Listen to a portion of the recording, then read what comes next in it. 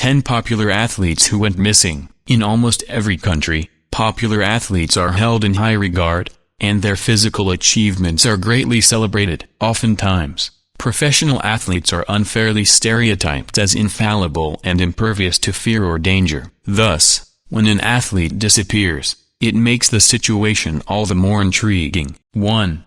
Lorenzen Wright. In the year since Lorenzen Wright's decomposing body was found in a secluded field in southeast Memphis, his mother has kept pressing authorities to find whomever killed the former NBA player. Deborah Marion has repeatedly visited and called the Memphis Police Department for answers about her son's shooting death. Though authorities have very few, we are a long way from solving this crime, Memphis Police Director Tony Armstrong said last week. Marion said, "I will never lose hope until I'm dead and buried, but mistakes have hurt the case, which remains unsolved since Wright, 34, was found dead July 28, 2010. Wright's relatives and friends have complained a missing persons report wasn't taken seriously. It was 10 days before his body was found, complicating the investigation because evidence was left to deteriorate in a swampy field at the height of summer. A 911 call made from Wright's cell phone soon after he was last seen by his family was botched by dispatchers. A small reward of $6,000 has yielded just 28 Crime Stoppers tips. Armstrong acknowledged the reward and the number of tips were low for such a high-profile case. Marion filed a $2 million lawsuit Wednesday, accusing suburban authorities in Germantown and Collierville of messing up the emergency call and the missing persons report. Officials in both municipalities have declined comment. Marion said the police departments involved did not take enough responsibility. It's like they were just passing the ball from court to court, Marion said of the agencies. The slender, athletic Wright played for the Memphis Grizzlies and 4 other NBA teams as a forward and center over 13 seasons before retiring in 2009. He also played high school and college ball in Memphis, where he was a fan favorite thanks to his charity work with youth and his father's involvement as a coach in summer leagues. His death was immediately met with grief and calls for justice. Hundreds went to the crime scene off a back road that he often drove. A memorial service and vigil were held in the FedEx Forum Arena, attended by NBA players and politicians. Since then, public interest has waned. More than a dozen homicide detectives were once entrenched on the case, Armstrong said at a news conference on the one-year anniversary of Wright's disappearance. Now the case has moved into the hands of a new lead detective who Armstrong hopes can bring fresh eyes to the case. Armstrong, who took over as police chief in April, also said he plans to ask city officials to increase the reward. Wright, a father of 6, was last seen on July 18, 2010, as he left the home of his ex-wife, Cheryl Wright. According to an affidavit, Cheryl Wright told police she saw him leave her home carrying money and a box of drugs. Before he left, Cheryl Wright said she overheard her ex-husband on the telephone telling someone that he was going to flip something for $110,000. The document said. Cheryl Wright said Lorenzen Wright left her home in a car with a person she could not identify. The affidavit said Cheryl Wright gave the statements to police in the Memphis suburb of Collierville, where she lives, on July 27, 9 days after he left her house for the last time. In the early morning of July 19, a police dispatcher in the suburb of Germantown received a call from Wright's cell phone. Dispatchers acknowledged they heard noises like gunshots before the call was dropped. Dispatchers said they didn't alert patrol officers or commanders because they couldn't confirm it came from their jurisdiction. They didn't send a patrol officer or relay the information to Memphis police until days later. Wright's mother filed a missing person report with Collierville police on July 22. Authorities in Collierville were accused of dragging their feet in the days after the report was filed, and an apparent lack of communication kept authorities from linking the 911 call to the missing person report. Police found Wright's body July 28.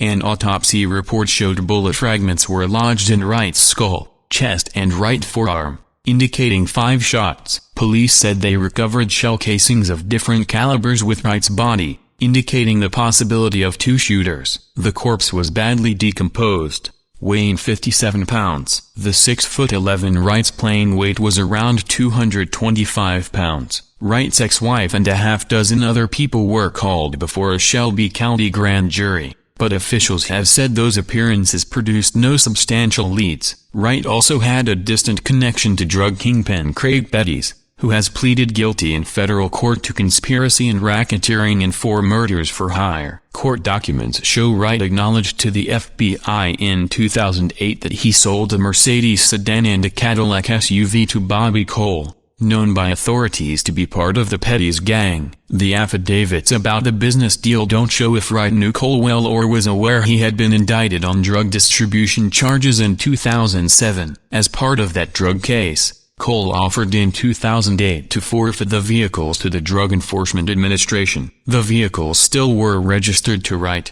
who claimed in court that he didn't know they had been used in crime. The judge ruled in favor of the deal in March 2010, and the vehicles were forfeited. Marion told the Associated Press she would like to hire a private investigator to look into her son's slaying but cannot afford it. She said Armstrong, who is now police chief, recently spoke with her but didn't seem to know anything about the case. He said he hadn't been briefed on that case at all, she said. She said she has turned to counseling and her pastor to cope with her son's death. Herb Wright, Lorenzen Wright's father, continues to coach basketball, doing exactly what he knew Lorenzen wanted, which is to keep his boys in basketball, she said. Wright had a house in Atlanta and spent time there, but his mother said she is certain the killer or killers are in Memphis and had a vendetta against her son. They were just stone-cold killers. 2. Jim Robinson. The search started off 6 years ago with a phone call. The man on the other end is Steven Singer, a New Hampshire car salesman who collects things in his spare time. Most of all, he collects all things Muhammad Ali.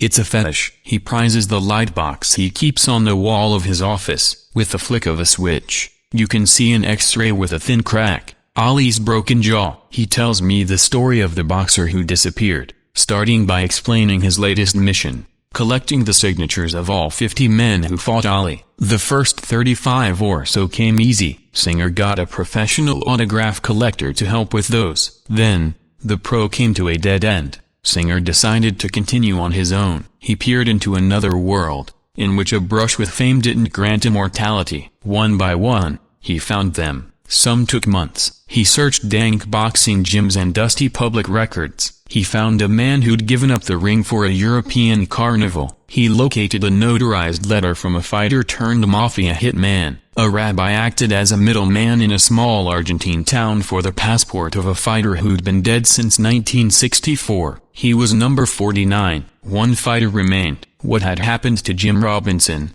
who'd fought Muhammad Ali in Miami Beach on February 7, 1961? Singer tried everything. He contacted boxing historians and even enlisted Ali's old trainer, Angelo Dundee. He found a boxer in Philly named Jim Robinson, who never fought Ali. Private detectives and former FBI agents helped. Robinson was a ghost. He had no known date of birth, no known full name, no known family, no ties, no public records linking him to a place or a time. In the exhaustively well-chronicled life of Muhammad Ali, Singer has stumbled into the one hole, a man who'd shared a moment in time and space with one of the most famous humans ever, only to vanish. An old Associated Press story said Robinson was from Kansas City, which is why Singer is on the phone with the local paper's feature writer, who happens to be me. He tells me there isn't much more information to build on. Nobody has ever really thought to search for the fighter before. In a way,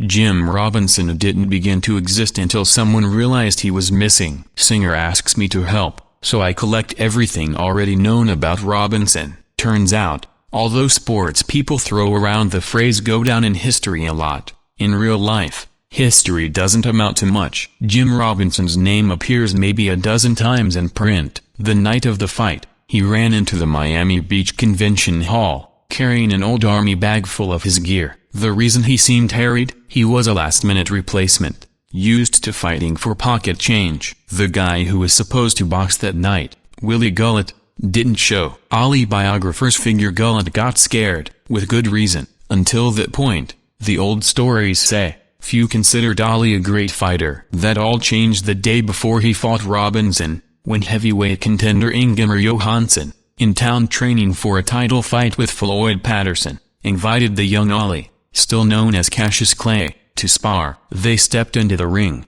and by the time the men climbed out, after 2 rounds, the history of boxing was forever changed. Ali threw a blur of punches, a jab, then 2 more, his feet dancing, a combination, right, left, right. Each punch landed hard. Johansson lumbered forward, throwing a roundhouse right, which didn't come close, and the big heavyweight stumbled and almost fell. Ali danced and talked in rhyme. The next night, Gullet, who also seems lost to time, didn't show up. Jim Robinson got the call, even though Ali outweighed him by 16½ pounds. Robinson came out fast, throwing wild punches, which Ali dodged, waiting for an opening. About a minute into the fight, he saw his chance. Bam, bam, pow, pow. The shots to the head put Robinson down. He struggled to stand, but the referee counted to 9, then stopped the fight. It had lasted 94 seconds. Afterward,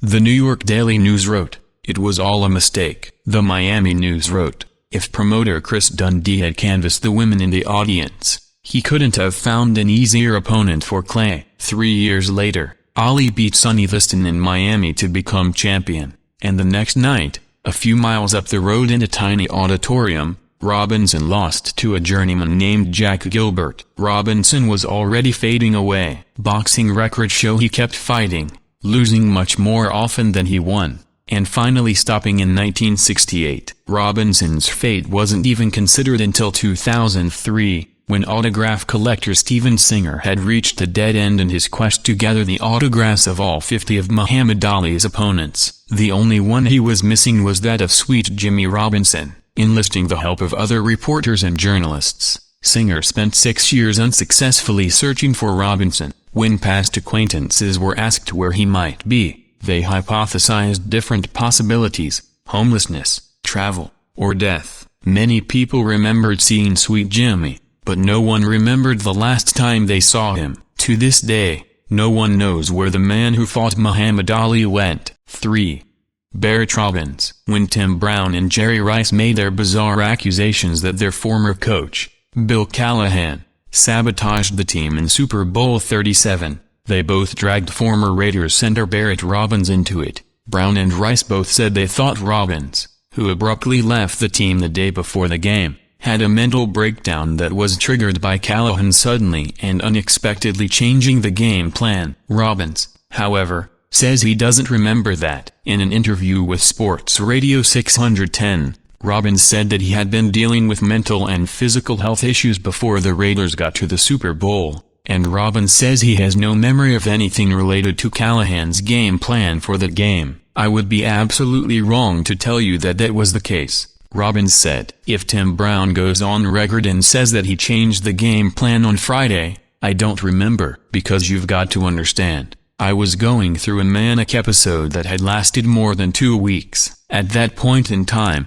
when we went to the Super Bowl, I was having to shoot my foot up. I was having acupuncture, going through a lot of pain. It was a lot of stress. Pain is a big trigger when it comes to bipolar. That was something I was going through, as well as self-medicating." Robbins also said, however, that he doesn't have any reason to believe Brown was wrong. "I'm not going to say that I remember the exact meeting that took place, but I haven't heard anybody deny it," Robbins said. If Robbins hasn't heard anybody deny it, that simply means he hasn't been paying attention to the story. Callahan has denied it in the strongest terms, and he's been backed up by multiple people who were in the Raiders' offensive meetings before the Super Bowl, including former quarterback Rich Gannon, former offensive tackle Lincoln Kennedy, and former assistant coach Jim Harbaugh. And Brown himself has backed off his initial claims. It's been more than a month since Brown made his initial accusation against Callahan, and the topic is still being raised with players and coaches who were on the Raiders team. Whether he meant to or not,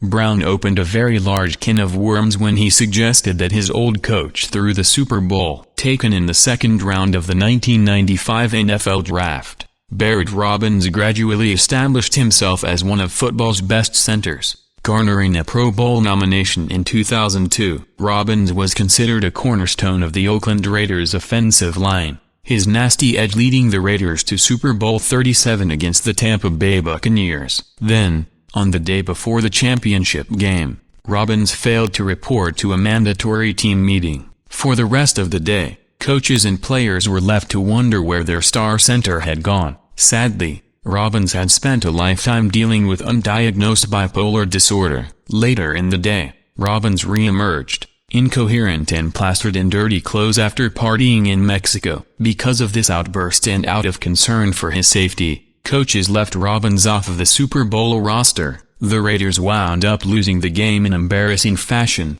48-21. The next year, Robbins regained his starting position, but was unfortunately arrested a few months into the season on attempted murder charges. 4.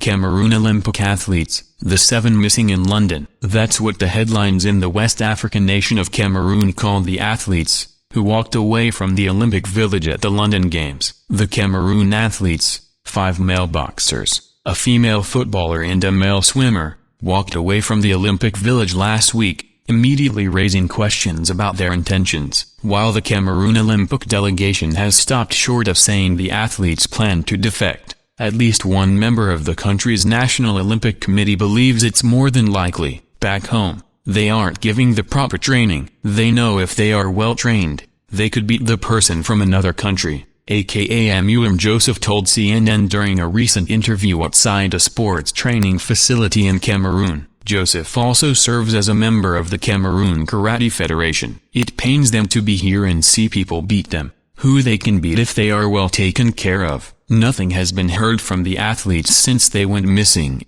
said David Ajong, Cameroon's head of mission to London 2012, but their compatriots hope and believe the athletes will rejoin the group before they return to Cameroon. Athletes competing at the London Games have visas that allow them to stay in the United Kingdom until November 8, according to authorities. Footballer Druzone Gakko, who was one of the team's reserve players, was the first of the 7 to disappear. She went missing on July 26, Ajong said. Swimmer Paula Kaniding and boxers Thomas Esimbo, Christian Donfakajufak, Hyacinth Abdinmuali, Serge Ambomo and Blaise Yetmumenduo haven't been seen since last Monday, he said. The Cameroonian delegation approached the Games organizers and the High Commission of Cameroon in London as soon as they became aware of the missing athletes, Ajong has said. Pictures of the athletes this week adorned the front pages of newspapers in Cameroon, including Le Jour, which carried the banner headline,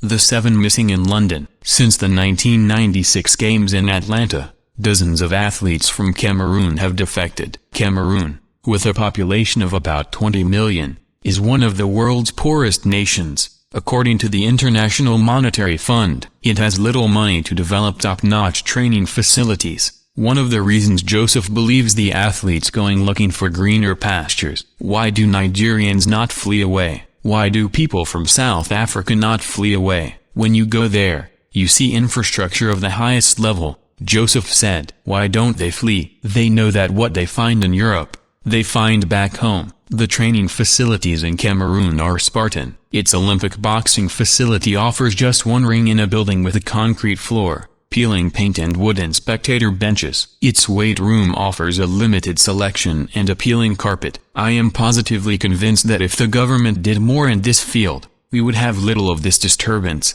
Joseph said. Athletes and team officials have been allowed to seek permission to enter and remain in the United Kingdom without a visa from March 30 to November 8. 5.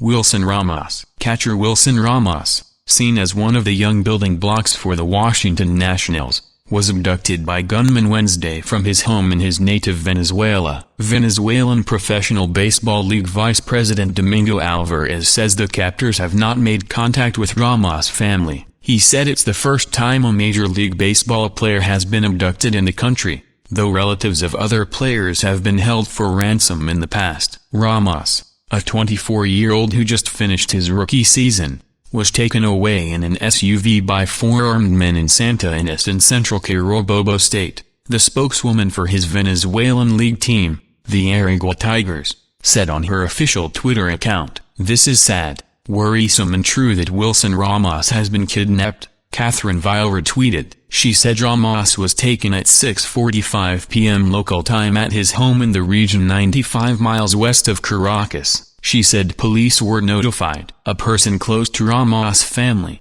who asked not to be quoted by name out of safety concerns, said the catcher was at home with his father and brothers when several men entered the house and took him away. Drew Storen, a relief pitcher for the Nationals, tweeted his concerns. "Extremely upsetting news about Ramo. Thoughts and prayers with him. Scary situation." Spokesman for the Nationals did not respond immediately to phone and email messages Wednesday night. Ramos' agent, Diego Benz, had no comment when reached by ESPN.com. Ramos is considered one of the Nationals' key young players as they try to become a contender in the National League East. As a rookie in 2011, he hit .267 with 15 home runs and 52 RBIs in 113 games. He also threw out 19 of 67 runners attempting to steal a base, a 28% success rate that ranked third among qualifying catchers in the National League. Washington acquired Ramos from the Minnesota Twins in a trade for All-Star relief pitcher Matt Capps in July 2010. Venezuela police last year said 618 kidnappings were reported in 2009, and the numbers have grown rapidly in recent years. In November 2009, the then 56-year-old mother of Victor Zambrano, who retired after pitching for 4 teams during a 7-year major league career, was rescued in a commando-style operation after a 3-day kidnapping ordeal. Zambrano's mother was abducted 9 days after the former pitcher's cousin, Richard Mendez Zambrano, had been kidnapped and later killed. In June 2009, Colorado Rockies catcher Yorvitar Urielba's brother-in-law and then 11-year-old son were kidnapped and released a day later. The mother of former player Agatha Urbina, who was a 2-time All-Star pitcher while playing for 6 teams, spent more than 5 months in captivity until she was rescued in early 2005. Around the same time, the mothers of 5 Brazilian soccer players were abducted in Brazil, including those of star strikers Robinho and Luis Fabiano. 6. Bisondale. In the summer of 2001, 30-year-old Serena Carlin is busy launching her first real career in the competitive world of New York City real estate. Then, on September 11, 2001, the calamitous terrorist attacks prompt a change in her plans. On October 16, she flies off to join her longtime paramour on a sailing trip through the South Pacific. Almost a year later, they mysteriously vanish. Throughout her travels, Serena and her mother, Gail Carlin, speak to each other via satellite phone. They also email at least once, and sometimes 3 times a week. But, after not hearing from her daughter for almost 2 months, Gail becomes worried. She asks her husband to find Serena. His first call goes to Kevin Porter, personal assistant of Serena's boyfriend, retired NBA basketball star Brian Williams, aka Bisondale. For over 10 years, Bison and Serena had an on-again, off-again love affair, which blooms into a tender and committed relationship after 9/11. Serena is one of the few people in Bison's life who never asks for anything or seeks to benefit from his stardom as a multi-million-dollar basketball star. Perhaps that's why after walking away from his lucrative NBA contract, Bison sought a deeper relationship and invited her to sail with him from New Zealand through the islands of French Polynesia to Hawaii. After spending 6 months of bliss together, their romantic trip suddenly becomes tense when on May 2, 2002, a few weeks before they're to cast off from Auckland, New Zealand to sail to Tahiti, Bison's estranged older brother, Kevin Williams aka Miles Dayboard, unexpectedly appears at Bison's boat. Unemployed and nearly broke, Miles has abandoned all his possessions back in Palo Alto, California to try and patch up his relationship with Bison. Anyone who knows Bison well also knows the relationship between the brothers was often strained.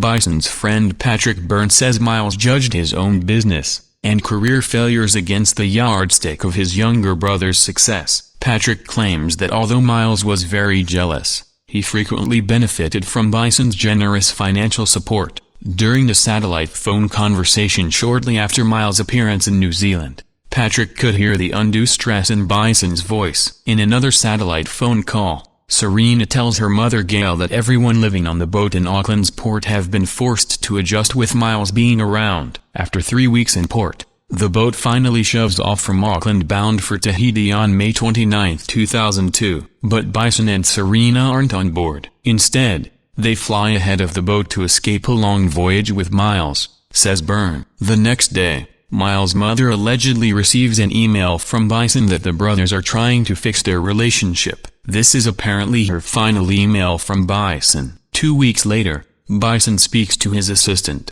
Kevin Porter, from a beachside bungalow he and Serena had rented in Tahiti. Bison says that he's worried about Miles' erratic and desperate behavior. A week after that, Miles arrives in Tahiti on the sailboat, rejoining Bison and Serena. The trio spends the next 2 weeks preparing for a lengthy voyage to Honolulu. Then on July 6, 2002 they set sail. The three are guided by the boat's skipper, Bertrand Saldo. The next day, Serena and Kevin Porter speak on the satellite phone. She says the group is doing fine. Then Kevin suddenly loses the call. But he's not concerned because the satellite phone regularly drops calls due to poor reception. It's also not unusual for him to go without hearing from Serena and Brian for weeks at a time. He has no idea that this dropped call was the last time anybody will hear from Serena and Bison. After a full 8 weeks without contact from her daughter, Gail tells her husband, "I know there's something wrong." On August 30, 2002,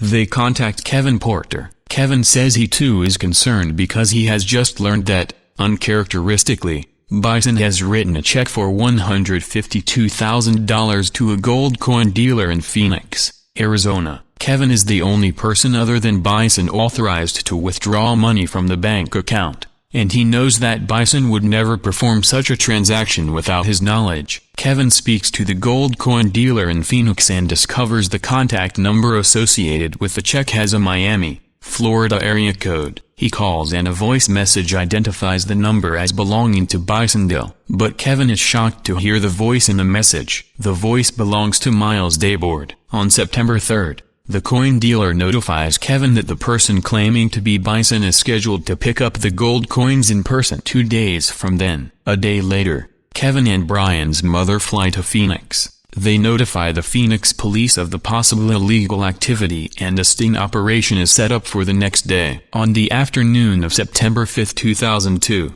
19 police officers converge as the buyer arrives to pick up the gold coins. It is Miles Dayboard. As he signs his brother's name, he is arrested for forgery. On him are Brian's passport and credit cards. Under questioning, Miles asserts that Bison and Serena are in trouble, and they have sent him to retrieve the coins on their behalf. His only other claim is that Kevin Porter is also aware of the situation, but Kevin knows nothing of this and the police allow him to press Miles for more details. Miles refuses to disclose anything further, insisting that Kevin trust him for Bison and Serena's sakes. Amazingly, the Phoenix police release Miles. They think Miles' behavior is consistent with a kidnapping for ransom, a plausible scenario based on Bison's fame. The next day, September 6, 2002, Miles flies to Palo Alto, California where he convinces his girlfriend to drive him to the Mexican border. During the ride, he allegedly reveals his version of what happened to Bison and Serena. His girlfriend claims it started with a brawl between the two brothers on the deck of the boat,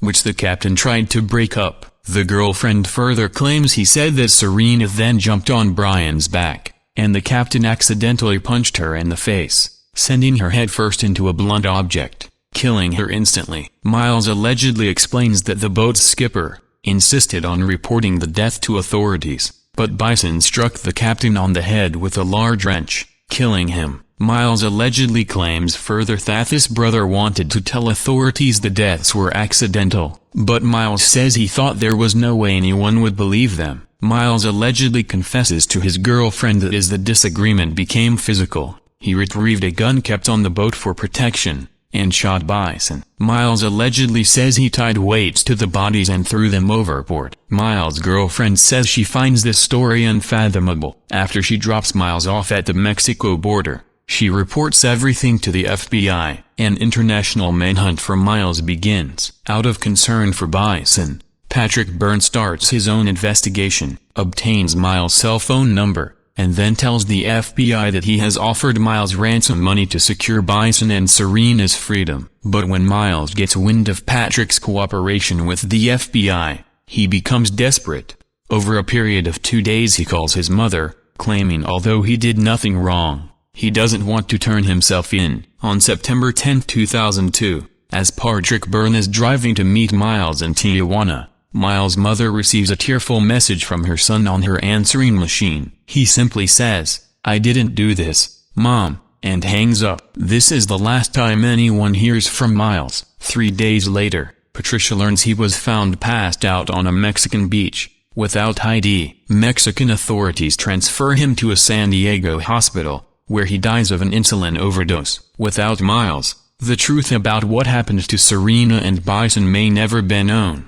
Bison's friends Kevin Porter and Patrick Byrne replay the tragedy over and over in their minds, wishing they could have done something to stop it. And for Serena's mother Gail, the pain of losing her only child is as real today as it was when she first realized something was wrong. She considers Serena the most innocent victim of all, unwittingly caught in the middle of a battle between two brothers. 7. Sergei Kobazov. Someday, Detective Bobby Summer said, in his less-than-tidy second-floor office in the 61st Precinct Station House in Coney Island, he hopes to get a call about Sergei Kobazov. He said he was practically certain, though, that the call would not come from Mr. Kobazov himself, a 6'1", 190-pound Russian boxer who left a garage in Flatbush, Brooklyn, one evening in November 1995, and has not been heard from since. "My gut instinct tells me he was murdered," Detective Summer said. "But my main problem is that I don't have a body. And until I come up with concrete evidence, I don't have a homicide. I don't even have a crime." For more than a year, Detective Summer has knocked on doors of stores and apartments in the extensive Russian community in Coney Island, Brighton Beach and Sheepshead Bay, trying to pick up the pieces of the mystery. He has found nothing but dead ends. "It's hard for people in the Russian community here to trust the police," the 47-year-old detective said. He wore a red tie with tiny handcuffs as a tie clasp, and his feet, in gray snakeskin cowboy boots, were placed comfortably atop a sheaf of papers on his desk. He ran a hand through his graying hair. His look was direct. "From where they came from, everyone was afraid of the police. I try to tell the people here that we are not the KGB, but it takes time for them to have faith in us." He told of the time that he and an auxiliary police officer, a Russian immigrant, were investigating a shooting in a Brooklyn apartment. They questioned a man who had been in an adjoining room when 5 shots were fired. "I didn't hear anything," the man told the officer in Russian. "I was sleeping." In the Brooklyn streets where Detective Summer has been searching, it is possible to go from a grocer to a baker to a restaurant to a gas station and never hear a word of English. The neighborhoods are home to Russians, Ukrainians, Uzbeks and thousands of others from the former Soviet Union who, like generations of immigrants before them, have come to make their fortune, if not some fame. Sergei Kobazov was one of those with a dream, and it seemed to be within his grasp. A former member of the Soviet national boxing team, he was the United States Boxing Association's cruiserweight champion, not quite a major title in what is often an overlooked division between light heavyweight and heavyweight. He had a 22-1 record, with 17 knockouts, and was a few months away from what would have been his biggest fight, a $100,000 shot at the World Boxing Council title. Mr. Kobazov, who was 31 when he disappeared, had a highly unusual background for a fighter. Not only had he been a captain in the Red Army, but he also held a degree in chemistry from the Institute of Moscow. When he left Russia in 1990, he also left behind a wife and baby son. He never returned to them. It was believed he was either divorced or was getting divorced. He lived in a one-bedroom, 4th-floor apartment on 16th Street in Sheepshead Bay, Brooklyn, with Lena Trisket, another Russian immigrant, as husband and wife. Her boy, Vitaly, would ask, "When is Daddy coming home?" Mr. Kobazov was last seen around 6 p.m. on Wednesday, November 8, 1995. After leaving a garage in Flatbush where his 1988 black and white Chevy Blazer had just been repaired. That night, Mitrust reported Mr. Kobesv missing. For 5 days no evidence turned up in the case. Then Mr. Kobesv's car was found beside a dumpster in the parking lot of the Petrina Diner in the Bensonhurst section of Brooklyn. Mr. Kobesv occasionally ate at the diner, which is about 5 miles from the garage. No one has come forth to say they remember seeing him there. The car was locked. There was no sign of foul play. There remained $12,000 in Mr. Kobesv's bank account. It has not been touched. No checks have been drawn on it. No credit cards owned by him have been used. There were no ransom notes. Did Mr. Kobesv have ties with organized crime? Detective Summer says number. And there was no evidence of another woman in his life. He apparently was madly in love with Lena. The detective said. Tommy Gallagher, the fighter's manager and trainer, has conducted his own search. I talked with 40 million people on the street, Mr. Gallagher said. And there's no doubt for me now, Sergei got whacked. Somebody was sending someone a message. Detective Summer said there was someone he suspected of having a role in the Kobesv case. A Russian immigrant who the police and the Federal Bureau of Investigation say was involved in credit card fraud and illegal weapons sales. The man disappeared just after Mr. Kobesv did. Detective Summer said he heard several people tell of a confrontation between the man and the boxer at the Paradise, a nightclub and restaurant in Sheepshead Bay where Mr. Kobesv worked as a bouncer and greeter on weekends. Sergei Artemyev, a former world-class lightweight fighter who was a friend and neighbor of Mr. Kobesv, told the story this way. I was in Russia when it happened, but I learned that it started with a big noise in the Paradise on Emmons Avenue.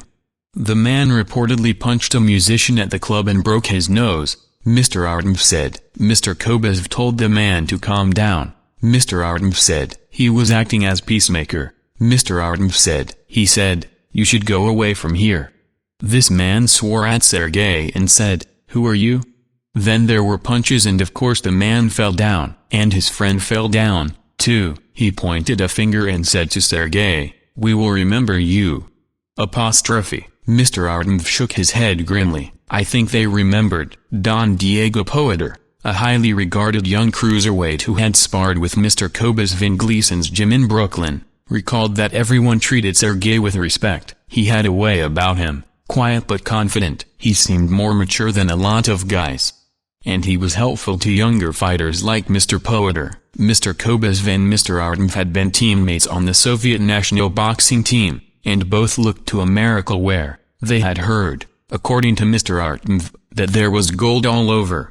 They were brought to America with 3 other Russian fighters by an American manager, Lou Falsigno. The Russian fighters had similar experiences in the ring in America. For many spectators, the Cold War had never ended, and one of the Rocky movies had presented a convenient antagonist, the Russian boxer. At first they were booed in American cities, but when people saw how well they fought and how spirited they were, said Mr. Gallagher, the boos turned to cheers. Mr. Kobesv and Mr. Artemyev continued to talk to each other about their aspirations. Mr. Kobesv, Mr. Artemyev recalled, listened intently when he told him about a visit he had made to Arizona. When I fought in Phoenix, I fell in love with the orange trees. Mr. Artemyev said, I wanted to move there. Kobesv laughed when I told him, but he said, I hope to see those trees, too. Maybe we move together. Apostrophe. Detective Summer said he felt certain that there were witnesses to Mr. Kobesv's murder, or at least to his abduction, and possibly accomplices, but no one has come forward with information, let alone a confession. Not yet, Detective Summer said. But I'm going to pursue this for as long as I can. I won't let go. So he still knocks on doors and makes phone calls. You have to keep an open mind, he said. Anything is possible. I mean, Kobesv could have got amnesia, but I doubt that. It's an active case, and I keep waiting for the right phone call. I'm working with authorities in Russia, and maybe one day the suspect may try to sneak back into this country. Right now, I'm trying to prove a homicide, but I could use a body. Apostrophe. 8. Duncan McPherson. The man to the left is Duncan McPherson, a former New York Islanders first-round pick from the 1984 NHL entry draft. McPherson was a star with his hometown Saskatoon Blades as a defenseman, who would literally put himself in harm's way in order to help the team. He blocked shots, he played tough, and he looked like he could be a solid addition to the Islanders lineup when ready. McPherson bounced between the AHL and IHL and found himself often injured because of how he played, and he was bought out by the Islanders. Not wanting to give up his chosen profession, McPherson jumped to Scotland, where he was asked to be player coach of a team based out of Dundee, Scotland. And that's where this story takes a dramatic turn, and is chronicled by author John Leake in Cold a Long Time, an Alpine Mystery. The dates are debatable below according to their various sources, but there is no denying that the first 2 weeks of August 1989 was the start of a mystery. Before I go on, I won't deny that this article is a little bit of an advertisement for John Leake's book, Cold a Long Time, an Alpine Mystery. I'm hoping to acquire a copy to read, but this story is quite strange considering the amount of time that it took to unravel this mystery. I want to get the message out that Linda and Bob McPherson have been trying to convey for a long time, and the voice that Mr. Leake gives Duncan in his book, as the release sent to me states. He book goes into detail the cover-up pertaining to Duncan's death and the overwhelming evidence of wrongdoing. It is unbelievable the length at which people went to keep the truth from surfacing. And our hope is someday, the persons responsible will be held accountable. Let's take a look at what has been uncovered by Mr. Leake, the McPhersons, and several other journalists. Duncan left for Europe alone at the beginning of August of 1989, shortly after that interview, with thoughts of visiting friends and doing some sightseeing before committing to Dundee's team. He was to arrive in Dundee on August 12th,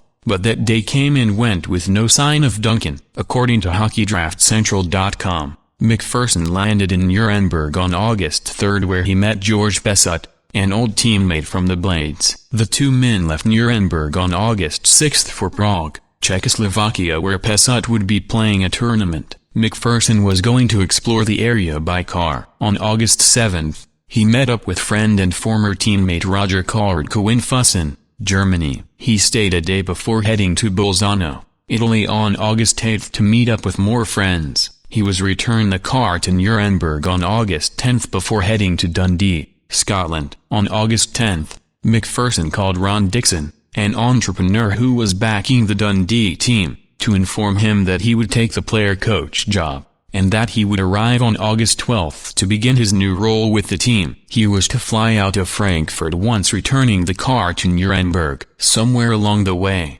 McPherson's plans to visit Italy changed, because he hadn't arrived in Bolzano 2 days earlier. His arrival in Dundee on August 12th came and went without a phone call or message to Dixon. His family, Dixon, and his friends had no contact with McPherson, an unusual trait for a guy who was sociable amongst his friends and family. The worst was feared when a search party organized by police began. So what happened to McPherson? After an exhaustive search turned up nothing, the McPherson family was notified that Pesut's car had been found. It was found in a parking lot at the bottom of the Stubaier Glacier in Austria 6 weeks after McPherson initially went missing. At this point, the worst was feared about McPherson's whereabouts, but there was no indication as to where he was or what had happened. There have been articles on McPherson that have provided little information as to exactly what happened and where he is. Chris Jones from Esquire magazine wrote an article about Duncan McPherson in 2004,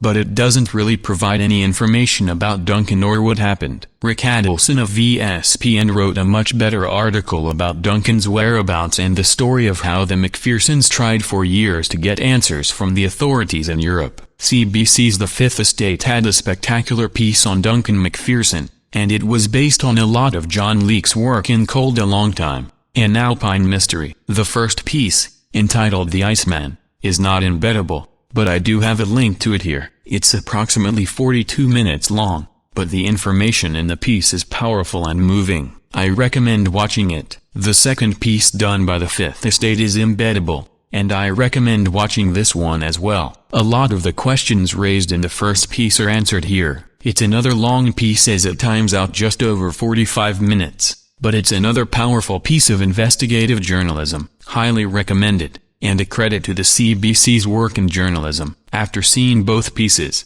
I am not sure that the McPhersons and Mr. Leake are off in their search for the truth. It doesn't sound like Duncan to have wandered from the safety of the ski run, nor does it sound like Duncan to take an unnecessary risk. Why didn't the rental shop account for the missing board? If the board wasn't missing from the shop, where did he get his board? The questions are still lingering, and there seems like there are pieces missing from this puzzle. This is one case that has me curious about what may have happened to Duncan McPherson, and I'm hoping that the McPhersons can find an answer soon in order to be in them peace. 9.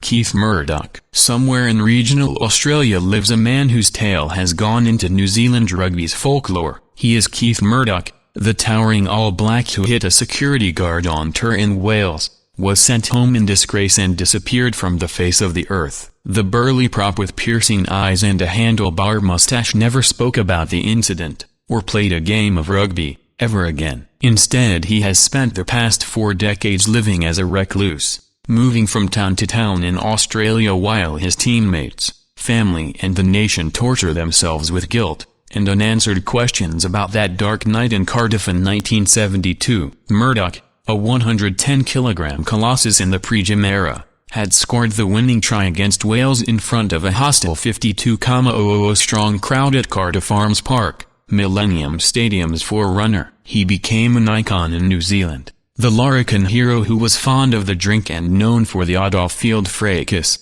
but who delivered the All Blacks the crucial points to take them to a 1916 victory that cold December night. But the adulation gave way to disaster in the long hours of drinking following the tourists' victory. Murdoch clocked a security guard who refused to let him into the closed bar at the famed rugby watering hole, the Angel Hotel. The guard, Peter Grant, was able to get up and walk away, but the Welsh media went wild and the home rugby unions were dismayed. After agreeing to a team proposal that Murdoch would be disciplined internally, but allowed to play in the next game against Scotland, team manager Ernie Todd changed his mind and expelled the Otago front rower. Instead of telling his side of the story, Murdoch got off the plane in Australia and vanished. He has been seen 4 times since, each of them bizarre collisions with the world he determinedly tried to leave behind. There's that sort of legacy of guilt and regret that's hung around the incident that's kind of fascinating. 4 or 5 years after the 1972 tour, Kiwi rugby writer,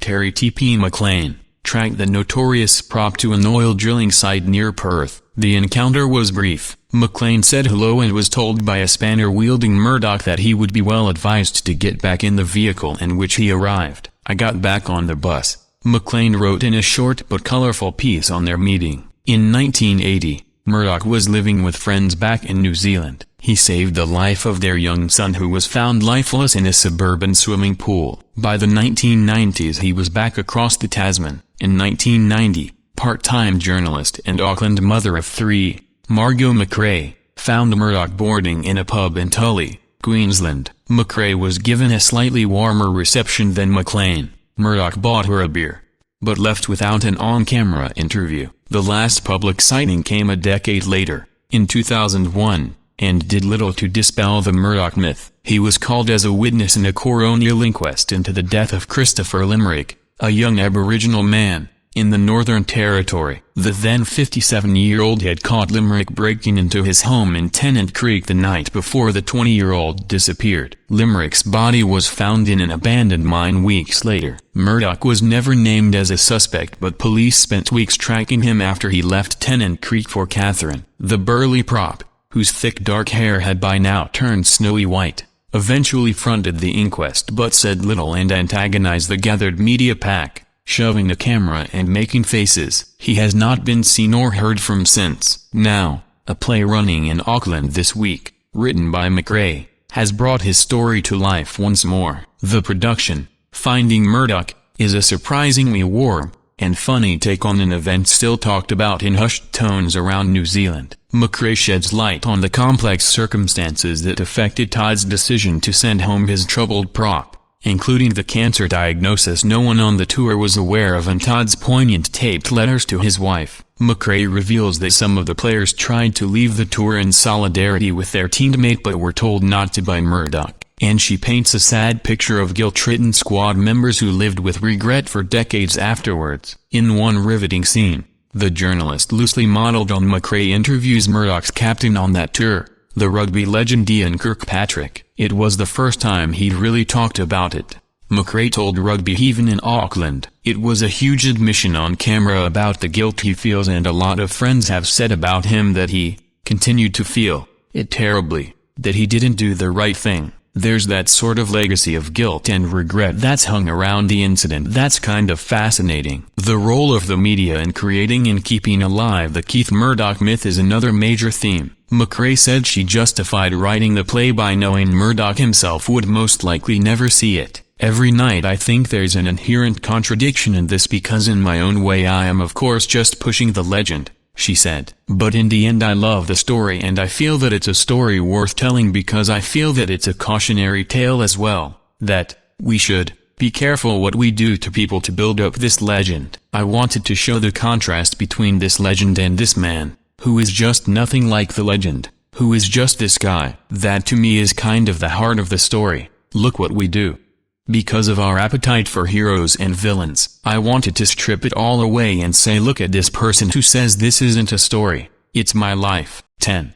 Cullen Finnerty, one of the winningest quarterbacks in college football history, was found dead in the woods of northern Michigan on Tuesday night, days after disappearing while out fishing near his family's cottage. Cullen Finnerty, 30, who led Grand Valley State University to 3 Division II national titles and more than 50 wins during his 4 years as a starter in Allendale, Michigan, last decade, went missing Sunday. His body was found about 8 p.m. in woods within a mile of where he disappeared, said Lake County Undersheriff Dennis Robinson. The cause of death wasn't immediately clear, but Robinson said foul play wasn't suspected. He said the body was not in the water and was found in a wooded area in Weber Township, near the family's cottage. An autopsy would be needed to determine how Finnerty died, the undersheriff said. The search drew scores of police and volunteers, including staff and players from Grand Valley State. Finnerty last spoke to a family member that night in a phone call in which he said he was nervous about something,